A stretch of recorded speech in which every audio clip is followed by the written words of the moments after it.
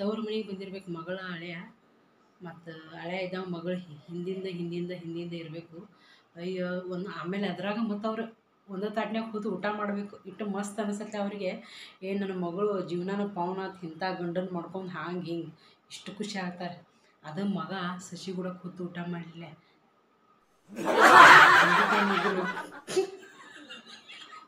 ಅಂತ ಹೇಳಿ ವಿಚಾರ ಮಾಡ್ತಾರೆ.